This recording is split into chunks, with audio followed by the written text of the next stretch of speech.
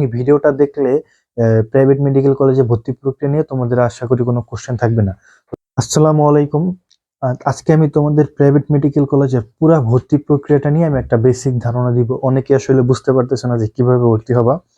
তো এটা আমি গত বছরের বেসিসে কিভাবে ভর্তি প্রক্রিয়া সম্পন্ন হয়েছে সেই পুরোটা নিয়ে একটা ধারণা দিব। আশা করি তোমরা ভিডিওটা শুরু থেকে শেষ পর্যন্ত দেখবে। তো তোমরা সবাই প্রাইভেট মেডিকেল কলেজে এক্সাম দিছো, তো যারা পাস করছো তাদের অনেক স্বপ্ন ডাক্তার হওয়া, প্রাইভেট মেডিকেল কলেজে ভর্তি হওয়া। সরকারি মেডিকেলে ভর্তি যখন শেষ হবে তখন প্রাইভেট মেডিকেল কলেজে ভর্তির একটা সার্কুলার দিবে, এবং এটা আমরা ধারণা করতেছি জানুয়ারি মাসে দিবে। সার্কুলার দিলে আমি গ্রুপে জানিয়ে দিব, আমার ইউটিউবে জানিয়ে দিব। এবং সার্কুলার দেওয়ার পর তোমাদের 1 মাস বা 20 দিন টাইম দিবে। ওই 20 দিন তোমাদের অ্যাপ্লাই করার টাইম দিবে। তখন তোমরা সবাই নিজেরা কিভাবে চয়েস দিবা, কোন মেডিকেল কলেজে পড়বা, সবকিছু বিবেচনা করে এবং সবকিছু কিভাবে কি করবা বা কিভাবে চয়েস দিবা সব ভিডিও কিন্তু আমার চ্যানেল আছে, তোমরা দেখতে পারো। দেন তোমরা সবাই নির্দিষ্ট কলেজ সিলেক্ট করে তোমরা অ্যাপ্লাই করবা।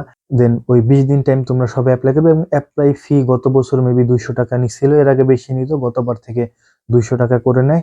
সো মোটামুটি 200 থেকে 300 টাকার মতো তোমাদের অ্যাপ্লিকেশন ফি নিবে। যখন অ্যাপ্লাই তারিখটা শেষ হবে বা অ্যাপ্লাইয়ের ডেডলাইনটা শেষ হবে, তার কিছুদিন পর তোমাদের একটা লিস্ট দিব, অর্থাৎ কারা কারা প্রাইভেট মেডিকেল কলেজ পাইছো এরকম একটা লিস্ট পাবলিশ করবে ওয়েবসাইটে, স্বাস্থ্য শিক্ষা মন্ত্রণালয়ের।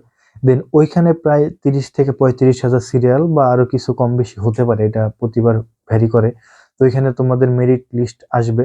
এখন কথা হচ্ছে মেরিট লিস্ট আসার পর আসলে কি হবে, কারণ হচ্ছে আমি প্রথম মেরিট লিস্টে কিন্তু তোমরা মন মতো কেউ মেডিকেল কলেজ পাবো না, বেশিরভাগ মানুষই মন মতো মেডিকেল কলেজ পাবো না। যাদের মেরিট খুব ভালো তারা পাবা, এছাড়া মোটামুটি 10,000-এর পরে যাদের সিরিয়াল তারা মন মতো মেডিকেল কলেজ পাবে না। সো তোমাদের একটু ধৈর্য ধরে ওয়েট করতে হবে। এরপর তোমাদের কি করতে হবে সেটা হচ্ছে যে যখন তোমাদের লিস্ট দিবে তখন তোমাদের একটা ডেট দিবে 2 দিনের মতো, যে নিশ্চয়ন করার জন্য। নিশ্চয়নটা কি, তোমরা অনেকেই প্রাইভেট মেডিকেল কলেজে অ্যাপ্লাই করছো, মেরিটে নামও আসছে, বাট সবাই কিন্তু ভর্তি হবে না। তো নিশ্চয়ন হচ্ছে যে আমি আসলেই ভর্তি হব, এরকম একটা কনফার্মেশন তোমার 2 দিনের মধ্যে করতে হবে, বা 3 দিন টাইম দিতে পারবে, একদিনও দিতে পারে। সেক্ষেত্রে হচ্ছে যে তোমাদের 100 টাকা লাগবে নিশ্চয়ন ফি, টেলিটক সিম থেকে তোমরা করতে পারবে SMS পাঠানোর মাধ্যমে। তো নিশ্চয়ন করার পর যে আমি হ্যাঁ ভর্তি হবো প্রাইভেট মেডিকেল কলেজে শিওর, এখানে দেখবো যে অনেকে নিশ্চয়ন করবে না।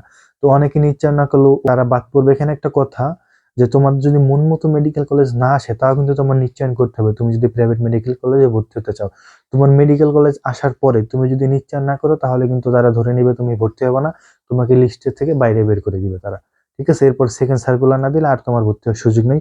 যদি নিশ্চয়ন করো সামনে মাইগ্রেশন করে তোমার অন্যান্য মেডিকেল কলেজ আসার সুযোগ আছে, বাট মেডিকেল কলেজ আসার পরে নিশ্চয়ন না করলে কিন্তু আর সুযোগ নেই। ঠিক আছে, এখন তোমাদের যাদের মেরিটে মেডিকেল কলেজ আসবে তোমরা নিশ্চয়ন করবে, 2 দিন টাইম দিবে।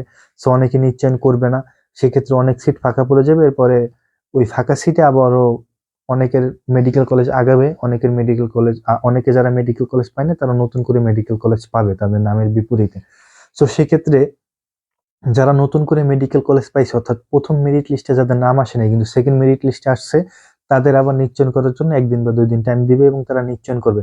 এখানে একটা কথা, যে তোমরা যারা তোমাদের যাদের প্রথম মেরিট লিস্টে নাম আসছে এবং নিশ্চয়ন করছো, তাদের কিন্তু এই ক্ষেত্রে আর নিশ্চয়ন করা লাগবে না।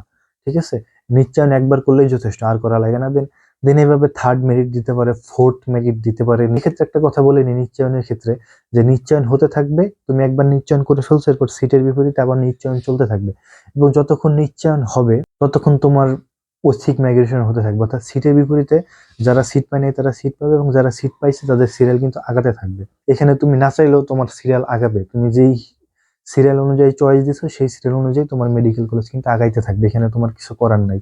মানে যতদিন নিশ্চয়ন চলবে ততদিন তোমার ঐচ্ছিক মাইগ্রেশনটা কিন্তু চলতে থাকবে, এবং এরপরে তোমাদের একটা ভর্তির ডেট দিবে 5 থেকে 10 দিন।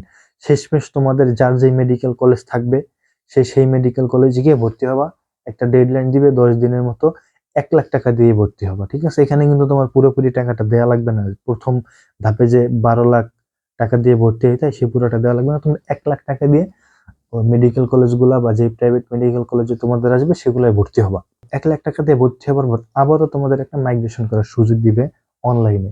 ঠিক আছে, এখানে তোমরা 3টা মেডিকেল কলেজ সিলেক্ট করতে পারবে। মানে হচ্ছে আগের যেই চয়েস দিছিলা সেটা কিন্তু এখন বাতিল, সেটা কিন্তু আর নাই। তুমি 1 লাখ টাকা দিয়ে ভর্তি হইছো, তুমি ওই মেডিকেল কলেজের স্টুডেন্ট। এখন তুমি যদি চাও যে আমি এই মেডিকেল কলেজে থাকবো, তুমি আর মাইগ্রেশন করবে না। তুমি যদি চাও যে না আমার এটা মন মতো হয়নি, তখন তুমি সিরিয়াল চিন্তা করে তো 3টা মেডিকেল কলেজ চয়েস করতে পারবে বা চয়েস দিতে পারবে।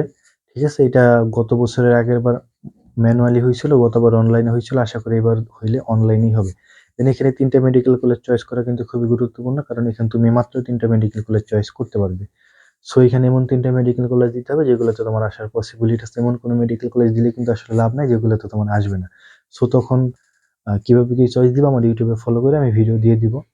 দেন হচ্ছে যে তখন তোমার যদি আবার মেডিকেল কলেজ চেঞ্জ হয় তখন তোমার এই পূর্ববর্তী যে মেডিকেল কলেজে ভর্তি হয়েছে সেখান থেকে তোমার ১ লাখ টাকা ব্যাক দিয়ে দিবে। দেন নতুন মেডিকেল কলেজে গিয়ে তুমি টোটাল ১২,৭৪,০০০ টাকা দিয়ে ভর্তি হবে। দেন ক্লাস শুরু করবে। এই হচ্ছে টোটাল প্রাইভেট মেডিকেল কলেজে ভর্তি প্রক্রিয়া। এইভাবেই হচ্ছে ভর্তি হইতে হয়, মানে গতবার হইছে। এরপর যদি ভর্তি প্রক্রিয়া ক্লোজ হয়ে যায়, আবার নতুন কোনো সার্কুলার দেয়, তখন তোমরা আবার যারা ভর্তি হয় না তারা ভর্তি হইতে পারবে। বাট এর বাইরে ভর্তি হওয়ার কোনো সুযোগ নেই। আর এর বাইরে যারা মেরিট কোটায় এপ্লাই করবে তাদের ক্ষেত্রে হচ্ছে যে তাদের একটা এসএমএস আসবে তোমরা মেরিট কোটার জন্য সিলেক্ট হইছো কিনা, এবং যারা সিলেক্ট হয়েছে তাদের ভাইবা কবে, তারা ভাইবা দিবে। দেন হচ্ছে ভাইবার পরে যদি সিলেক্ট হও দেন হচ্ছে যে তোমাদের মেরিট কোটার ক্ষেত্রে প্রাইভেট মেডিকেল কলেজে গিয়ে ভর্তি হবে। এখন মেরিট কোটার ক্ষেত্রে রেজাল্ট দিতে অনেক লেট হয়। সো এটা তোমাদের জন্য একটু ওয়েট করতে হবে। জেনারেল কোটার ভর্তি আগে হয়ে যায়। ঠিক আছে? এখন অনেকের একটা কোয়েশ্চেন থাকতে পারে যে আমি আসলে নিশ্চয়ন যেই মেডিকেল কলেজে আসার পরে করবো সেই মেডিকেল কলেজ কি থাকতে হবে? আসলে এরকম না। তোমার যখন নিশ্চয়ন করবা তখন আবার যখন নিশ্চয়ন হবে তখন আরেকটা মেরিট লিস্ট প্রকাশ করবে। দেন আবার যখন আরেকটা মেরিট লিস্ট প্রকাশ করবে তখন আবার নিশ্চয়ন করতে দিবে। তো এখন এক্ষেত্রে কিন্তু তোমার একবার নিশ্চয়ন করার পর তোমার কলেজ লিস্ট আপডেট হইতেও পারে নাও হইতে পারে। ঠিক আছে? তুমি তোমার উপরে সিরিয়ালে যে মেডিকেল কলেজগুলো চয়েস দিবা তুমি একবার নিশ্চয়ন করার পরও যদি ওই মেডিকেল কলেজের বেশিরভাগ মানুষ নিশ্চয়ন না করে ফাঁকা থাকে, সেক্ষেত্রে পরের নিশ্চয়নের সময় তোমার লিস্ট কিন্তু আগাবে। বাট তোমার নিশ্চয়ন করতে হবে একবার। এবং এছাড়াও তুমি যখন ১ লাখ টাকা দিয়ে ভর্তি হবো তখন তুমি ৩ টা মেডিকেল কলেজ চয়েস দেওয়ার সুযোগ পাবে, তখনও তুমি আরেকবার মেডিকেল কলেজ চেঞ্জ করার সুযোগ পাবে। ঠিক আছে? এই হচ্ছে পুরোপুরি প্রক্রিয়া, ভর্তি প্রসেস। তো ধন্যবাদ পাশে থাকার জন্য। সবাই আমার ইউটিউব চ্যানেল সাবস্ক্রাইব করবে।